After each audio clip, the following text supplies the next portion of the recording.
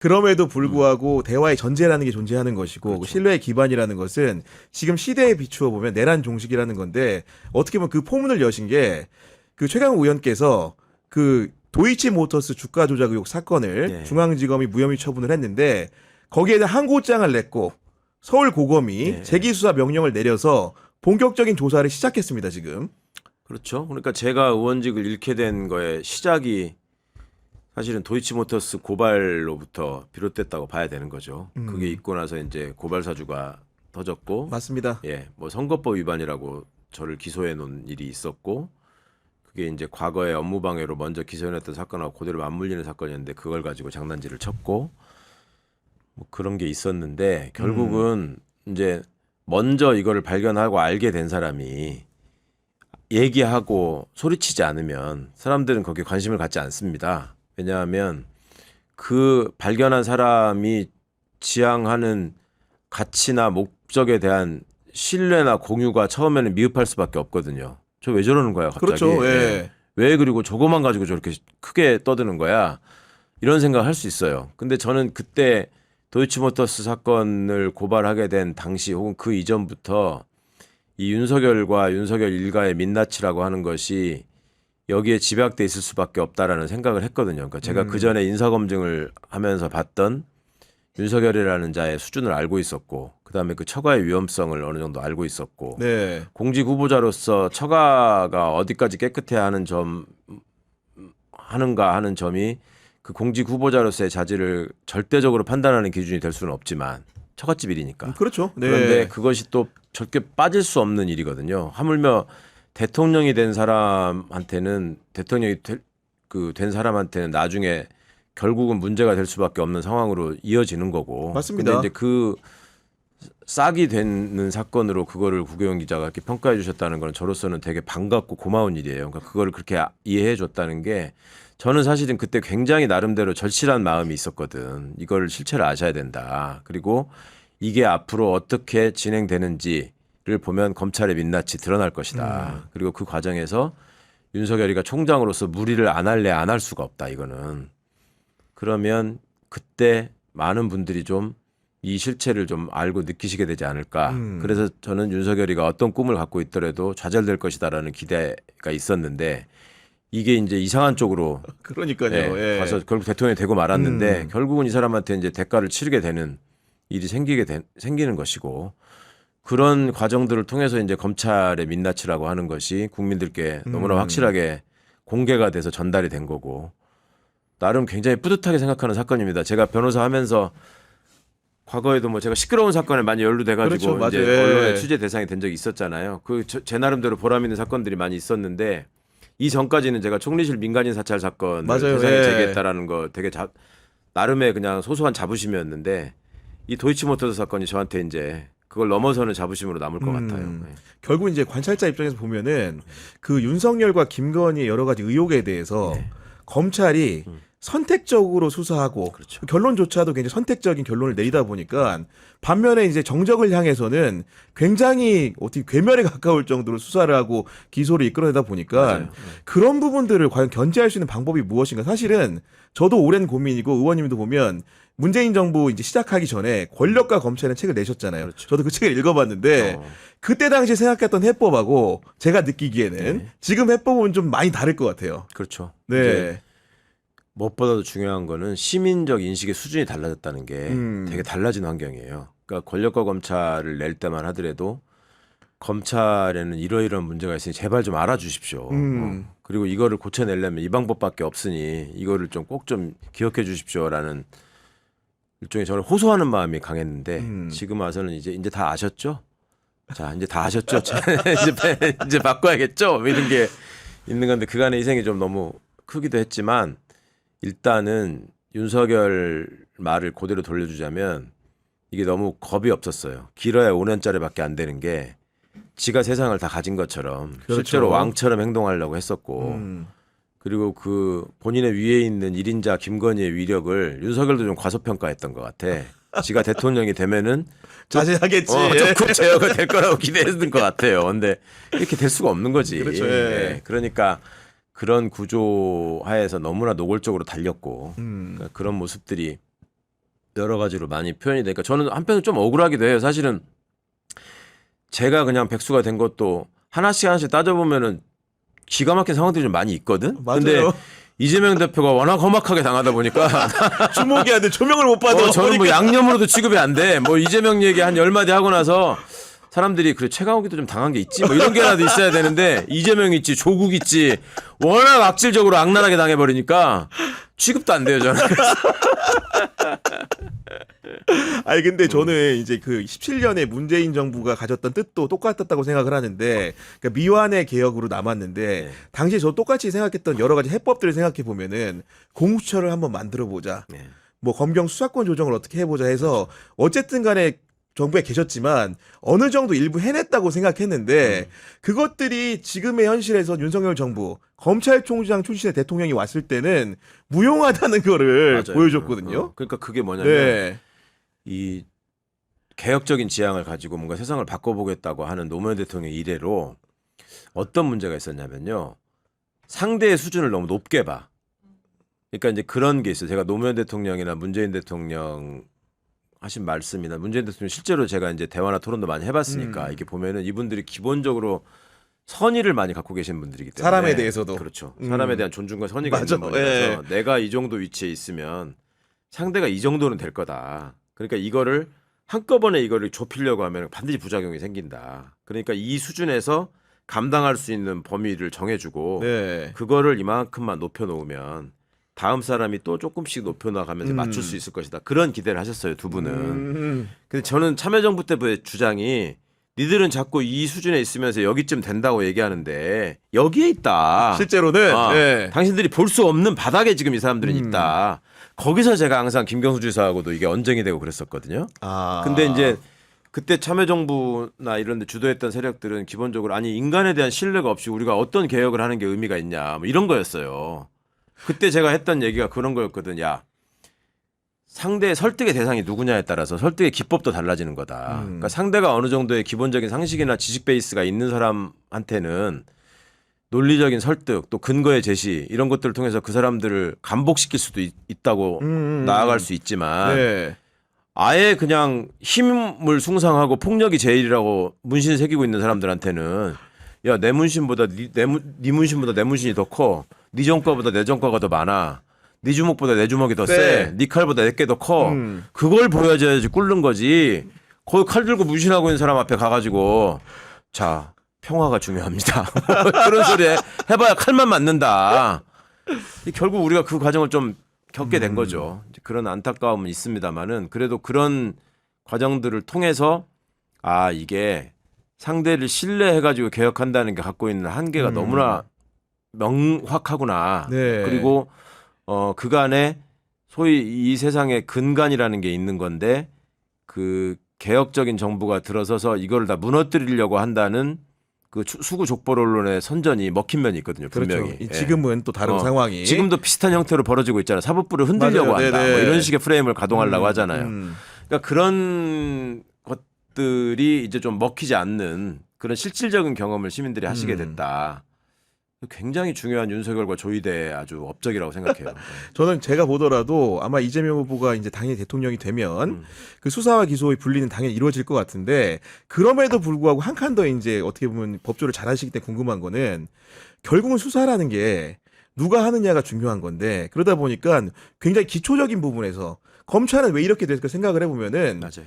그 사건을 누구한테 배당했느냐가 사실은 중요하고 맞아요. 인물이 굉장히 중요하지 않습니까? 그러니까 그런 와중에 나오는 얘기는 제 친구들이 이제 평검사를 만나보면 하는 얘기가 그 친구들이 꽤 연식이 됐습니다. 장례식장에서 만났더니 한 얘기가 사람을 바꾸면 되는 거 아니야?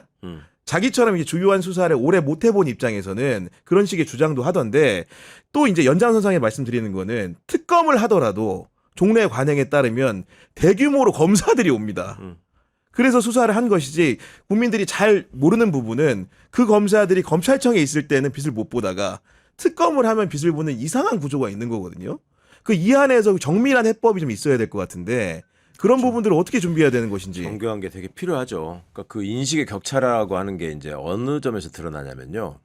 이렇게 예를 들면 그런 게 있었어요. 이제 남재준이라는 사람이 육군 참모총장을 했었죠. 네. 그때 제가 남재준의 진급 비리를 수사한다고 남재준을 잡아넣겠다고 하다가 잘렸는데 남재준 씨가 퇴임을 하고 나서 그 조정식 기자가 신동아 압니다. 인터뷰를 아주 통해서 유명하시죠. 예. 남재준 총장 인터뷰한 적이 있습니다. 그러니까 그 검찰관들이 수사를 하는 걸 통해서 당신이 좀 힘들지 않았냐 뭐 이런 식의 질문을 합니다. 네. 그런데 객관적으로 볼 때 군사법제도는 좀 바꿔야 되지 않겠냐. 어떻게 수사하는 사람의 직책을 뺏어버리고 그 법원을 무슨 지휘관이 지휘한다 그러고 이게 말이 좀 그건 국민들이 좀 납득하기 어려울 것 같다는 취지의 질문을 했어요. 그러니까 남재준이 뭐라 그랬냐면 군을 몰라서 하는 얘기다.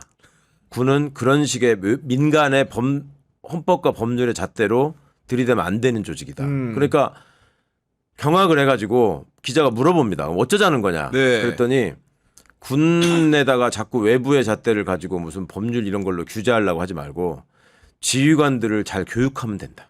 그럼 지휘관이 다 알아서 한다. 정말 말도 안 되는 아무 말 대잔치를 한 거네요. 예. 그거를 세상에 자기 퇴임 기념 인터뷰로 떳떳이 할 정도면 예. 수준이 거의 드러나는 거예요. 그러니까 지금 어느 개혁 대상에 있는 조직들 하는 말 똑같아요. 다 보면은 검사들은 아니 사실 정치 검사 아닌 사람들이 훨씬 많다. 그리고 제대로 된 지휘부가 저기만 하면 우리가 솔직히 경찰보다는 훨씬 유혹에 덜 양질 휩쓸리고 아니냐? 이렇게 예. 하지 않겠냐. 근데 게시판이 그 모양이에요. 그런 자들이 모여 있는 집단이 그거는 이미 고칠 수 없는 어떤 그 병이 그 뿌리의 중심에 닿아 있다고 봐야 되는 거예요. 네. 그게 너무 드러난 거고 경찰은 오히려 훨씬 시끄러워요. 게시판을 보면 실제로 무슨 총경들이 집단행동도 하고 그러면서 잘리기도 하고 막 그랬잖아요. 예. 정권 초반에 그랬죠. 네, 검사는 예. 언제 그랬냐고. 없잖아요. 그러니까 이거는 조직이 그동안에 쭉 배태시켜온 문화나 전통 같은 게 있는 거거든 어디나. 근데 이게 고칠 수 있는 수준을 넘어섰다. 네. 그런 점. 그다음에 예를 들면 기재부 같은 경우에 이제 기재부가 너무 권한을 한 손에 쥐고 있다. 이거 해체시켜서 재조정해야 된다. 이런 얘기 나오잖아요. 예. 기재부에 나름 생각 있는 관료들로 저도 인정하는 제 선후배들이 뭐라고 하는지 아세요? 정책의 효율성을 위해서는 그걸 모아놓는 게 굉장히 필요하다. 그거 허튼 놈이 일이 안 될 거다. 수사기소 분리하면 거학을 척결하지 못한다. 똑같은 얘기야. 베이스가 되는 논리는. 그죠? 아 기본 기저의 논리가 똑같잖아요. 그러니까 우리를 그렇네요. 그냥 놔두면 예. 알아서 우리가 잘 할 텐데 이거는 이제 더 이상 용납될 수 없는 논리고 또 다른 한편으로 제가 그 이제 이번 내란 사태 진행 과정에서도 예를 들면 내란 다음 날 그 다음 날부터 왜 국회 청문회 열리고 막 그랬잖아요. 맞아요. 네. 그럴 때 예를 들면 저 박안수 육군 참모총장 이런 사람이 상당히 선한 표정으로 앉아가지고 좀 들떨어진 듯한 말투로 맞아요. 예. 뉴스 보고 알았습니다. 뭐 이런 식으로 얘기하는데 제가 그때 유튜브 라이브로 그걸 중계를 지켜보면서 저 새끼 저거 거짓말하는 거다. 제가 새끼라고 표현했거든요. 그리고 이 상황에서 지금 대법원장 조희대가 정말 나쁜 놈이다. 어떻게 한마디를 안 하냐. 이런 소리를 했는데 사람들이 지나고 나서 아무리 지금 계엄 직후라고 화가 난다고 그래도 그거 좀 지나친 거 아니냐. 네. 두고 봐라. 저것도 어떻게 하나. 아니나 달러 근데. 아니나 예. 달랐잖아요. 근데 지금 와서는 아니 그거 어떻게 그렇게 자신 있게 얘기했어? 그래서 아니 나는 그 사람들이랑 살아봤잖아. 저게 무슨 생각하고 있는지 머릿속에 들어가 있으니까. 내가 보기에는 네. 보이는데 그거를 계속 사람의 선의에만 기대면 아이 그래도 그러니까 이제 거악은 너무나 크게 보는 경우가 있고요. 선의를 지나치게 존중하는 경우가 또 있어요. 그러니까 그런 거를 사람의 역사에서 이렇게 비춰보면 어떤 제도가 한 단계를 넘어서서 이렇게 퀀텀 점프를 할 때는 네. 그런 게 무너졌을 때 퀀텀 점프가 되지 그러지 않으면 그러니까 이제 개혁이 혁명보다 어렵다라는 말이 나오는 거죠. 근데 이제 그런 차원에서 더 이상의 설명이 필요 없을 만큼의 민낯을 대한민국의 지배 엘리트들하고 자임해왔던 자들이 너무나 많이 네. 보여줬기 때문에 이제는 얼마나 확실한 의지를 가지고 현혹되지 않고 왜냐하면 이자들도 이제 그간의 카르텔을 유지해왔던 나름의 수법이 있기 때문에 정권이 다 바뀌게 되면 어떻게 할지 알겠죠. 세상 그렇게 네. 선한 표정과 그렇게 성실한 자세로 얼마나 조아리는지 모릅니다. 네. 그러면은 또 정치하는 사람들도 쉽게 넘어가요. 맞아요. 아, 이런 네. 유력자들이 칼된 와가지고 사람이 그렇게 하니까 나한테 네. 또 조아리는구나. 그럼 얘가 내 힘이 될 수도 있겠네. 이런 착각에 빠지거든요. 잠깐이죠. 네. 그렇죠. 정말 잠깐이죠. 근데 언론도 마찬가지예요. 그렇죠. 예. 쟤들이 맞습니다. 예. 저런 사람들이 있었어? 막 이렇게 되거든. 근데 사실 한동훈이가 처음 등장할 때만 해도 그런 평가를 받았지. 윤석열이 밑에 있으면서 당시에 특검이 국민적인 지지를 받고 최순실 특검, 박근혜 특검이 박수를 받을 때 그런 모습이 꽤 있었잖아요. 맞아요. 쟤들은 재벌 네. 앞에서도 막 떳떳하다. 당당하게 붙었대. 네. 막 이런 걸로 박수를 보내고 했었잖아요. 이제 그런 거에 속지 않을 만한 경험들을 이제 충분히 그간의 시행착오를 통해서 우리 민주 진보 진영이 쌓아왔을 거라고 믿습니다. 이런 얘기하다 보니까 갑자기 이제 조국 전 대표 생각나는데 얼마 전에 면회에 다녀오셨다면서요. 예. 좀 어떻게 지내고 계십니까? 이런 표현이 좀 그렇지만 잘 지내고 있어요. 그래서 제가 참 그 서로 그 한 집에서 살면서는 뭐 아웅다웅하면서 다투기도 하고 그렇지만 참 부부가 잘 서로에게 가장 소중한 존재구나라는 거를 네. 그래서 내가 보자마자 느꼈거든. 그러니까 그 형수님이 안에 계시고 본인이 바깥에 있을 때는 그러니까. 정말 그 얼굴 상태나 피부 상태나 너무 안 표정이나 좋았어요. 이런 게 네. 너무 안 좋았는데 본인이 들어가 있으니까 막 얼굴에 광이 나더라고. 거기 나름대로 어느 정도 좀 적응이 되니까 원래 되게 추위를 타는 체질이거든요. 그래서 이제 겨울에 지난 겨울에 어떨 때 이렇게 확 추워졌다가 맞아요. 네. 별로 안 추웠다가 이랬잖아요.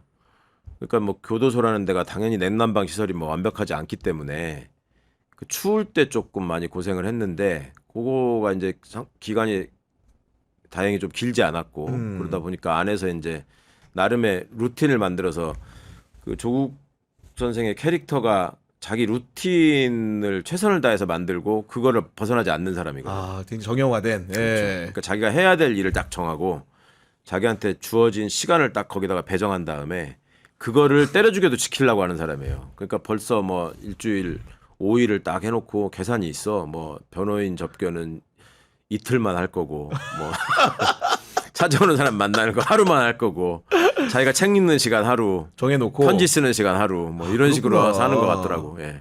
근데 그래도 이렇게 그 어쨌든 정치인이 되신 거 아닙니까? 그렇죠. 그렇기 때문에 이 나중에 출소를 하고 여러 기회가 있다고 한다면은 제2의 인생 네. 또 정치인으로서 이막을 걸어야 될 것 같은데 가까이서 오래 보셨으니까 좀 어떤 역할을 해주시길 좀 바라십니까? 이제 조국 교수 시절에 정치를 권유하는 여러 사람들이 있을 때 특히 뭐 나경원 같은 사람이 되게 적극적이었거든요. 대학 동기라는 이유로. 네. 뭐 그럴 때마다 본인이 이걸 사용하면서 나한테는 정치적 근육이 없다라는 표현을 썼었어요. 근데 그 정치적 근육이 너무 많이 생겼죠.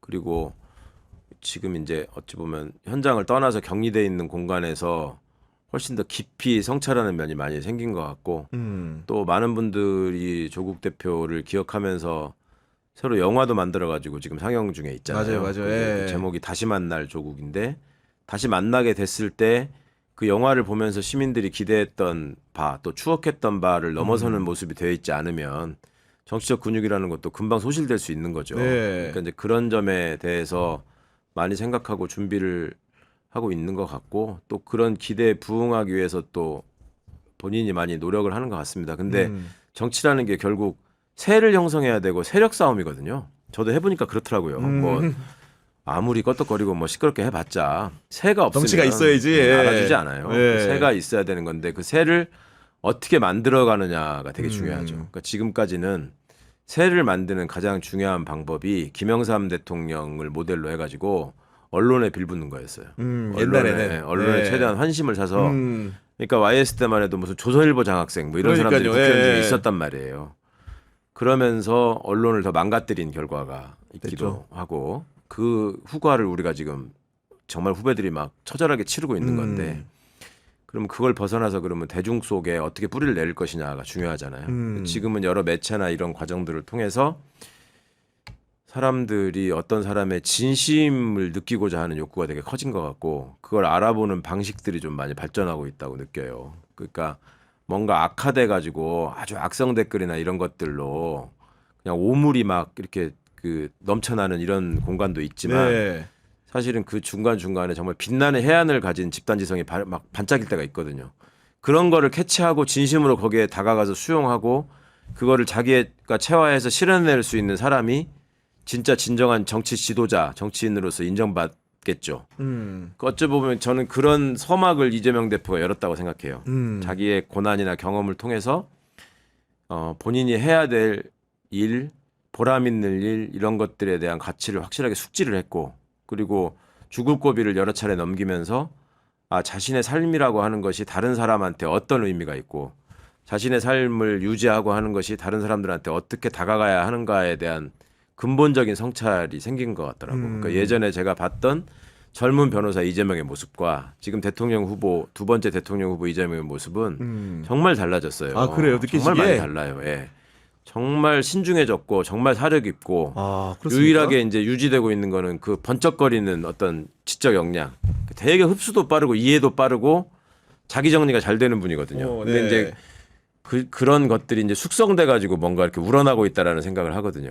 그래서 그런 점들이 앞으로 정치를 하는 사람들한테도 좀 모델이 됐으면 하는 마음. 그러니까 이제 과거에 김대중 대통령, 노무현 대통령, 문재인 대통령이 보였던 그런 시대적 가치를 온몸으로 받아안는 장점들이라고 네. 하는 게 있었잖아요. 근데 그것이 현실적으로 구현되기 위해서 어떻게 발현돼야 하는가 하는 모습을 이재명 후보가 대통령이 돼서 보여주기를 바랍니다. 그러면 제가 볼 때는 어느 정도의 모델이 완성될 것 같아요. 김대중, 노무현, 문재인, 이재명을 보면 대한민국에서 뭔가 개혁적인 가치를 지향하는 사람들은 국민들에게 어떻게 다가가야 하고 어떤 모습을 보여야 한다라고 하는 걸 네 분의 어떤 삶이 많은 차이, 경력의 차이 이런 것도 다 좀 다르잖아요. 네.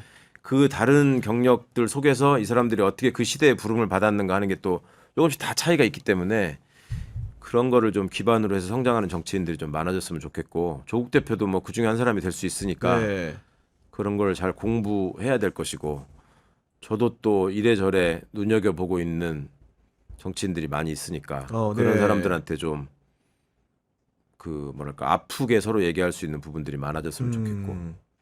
그리고 조국 대표 이제 면회 다녀오셨는데 혹시 이제 바깥의 소식을 잘 알고 계시겠지만 그 윤석열, 김건희 얘기도 이게 종종 전화하고 듣고 잘 알고 있습니까? 지금 어떤 상황인지에 대해서? 그렇죠. 네. 상당 부분 한 90% 정도는 아는 것 같고, 근데 이제 10%의 재미도 있고 뭐 디테일이 또 왜 사람한테 필요하잖아요. 뭔가를 조금 네. 더 깨우치게 하는 게 있잖아요.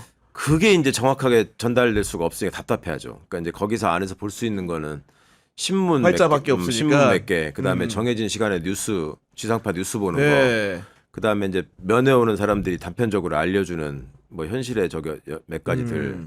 근데 그것도 또 결정적인 얘기는 또 교도관들이 뭐 받아 적고 있기 때문에 그렇죠. 또 해줄 수 없잖아요. 예. 네. 민감하고 비밀스러운 얘기는. 그러니까 이제 그런 것들에 대한 답답함이 있죠. 그리고 본인이 바깥에서 정치할 때 보면은 언제 그걸 다 봤나 싶을 정도로 유튜브나 이런 것들을 다 장난 보고 아니에요. 알고 네, 있어요. 장난 아니시더라고. 저도 그러니까 놀랐어요. 예. 아마 본인 그게 되게 답답할 거야. 유튜브 못 보는 게 제일 답답할 거야. 윤석열하고 취미는 같은 것으로 이제 뭐 집약이 되고 있는데